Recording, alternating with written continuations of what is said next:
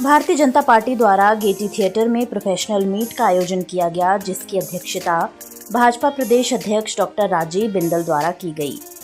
इस कार्यक्रम में मुख्य वक्ता के रूप में प्रदेश सह प्रभारी संजय टंडन उपस्थित रहे। उनके साथ नेता प्रतिपक्ष जयराम ठाकुर, कार्यक्रम संयोजक राज्यसभा सांसद डॉक्टर सिकंदर कुमार, पूर्व मंत्री सुरेश भारद्वाज आदि उपस्थित रहे।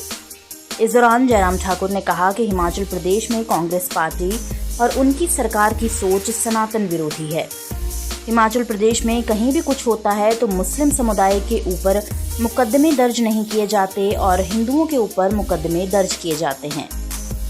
हिमाचल प्रदेश देवभूमि के नाम से जाना जाता है और देवभूमि की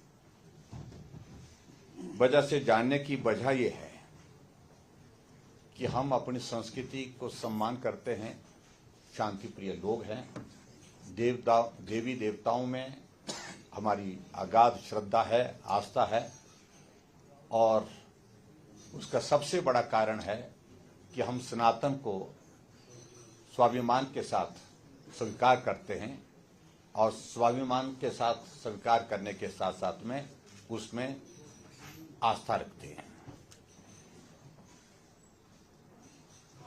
हिमाचल प्रदेश में कांग्रेस पार्टी की सरकार बनने से पहले सरकार बनी नहीं थी, अभी चुनाव का परिणाम निकला था और चुनाव का परिणाम निकलने के पश्चात 10 दिसंबर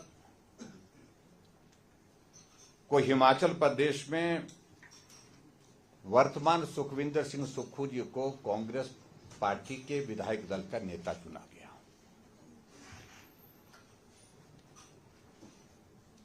और नेता चुनने के पश्चात जब पहली बार उनने पत्रकारों को संबोधित किया,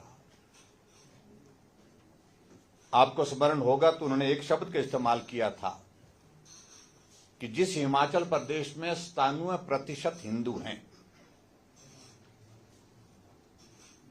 वहां हम हिंदूवादी विचारधारा को, पार्टी को हरा करके सत्ता में आए।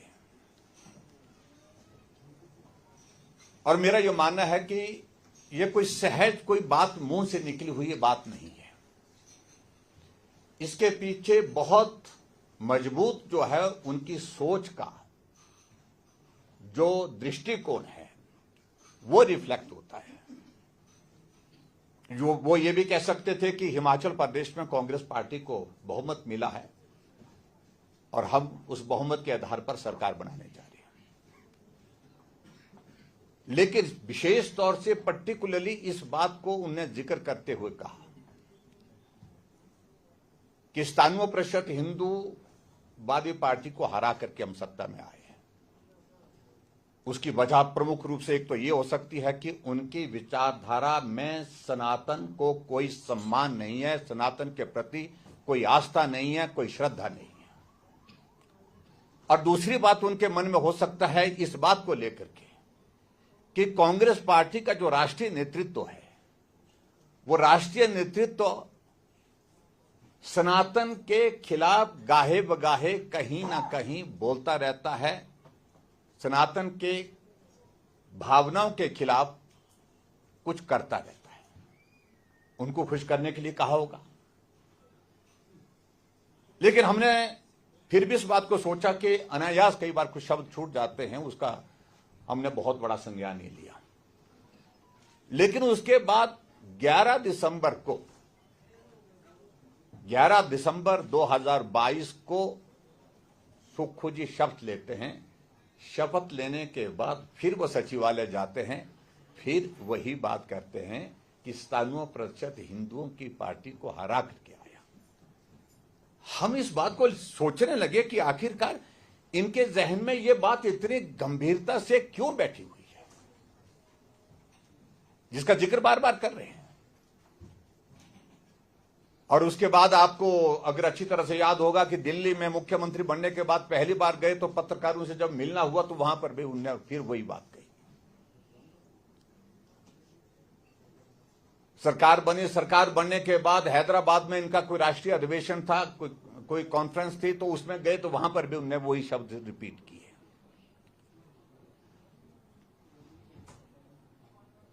उसके बाद कर्नाटका के चुनाव में गए, वहां पर भी उन्होंने वही शब्द इस्तेमाल किए जो प्रेस कॉन्फ्रेंस उन्होंने की। आखिरकार हमारा ये मानना सोचना गलत निकला कि हमने सोचा कि अनायास ये शब्द निकले उनके मुंह से। ये उनके दिमाग में एक बहुत बड़ा सनातन के खिलाफ, सनातन की आस्था के, श्रद्धा के खिलाफ जो है एक भाव जो है स्थापित हुआ है, जो बार बार प्रतिबिंबित हो रहा है उनके मुंह से। वीडियो से जुड़े रहने के लिए धन्यवाद। हमारे चैनल को सब्सक्राइब कीजिए अभी।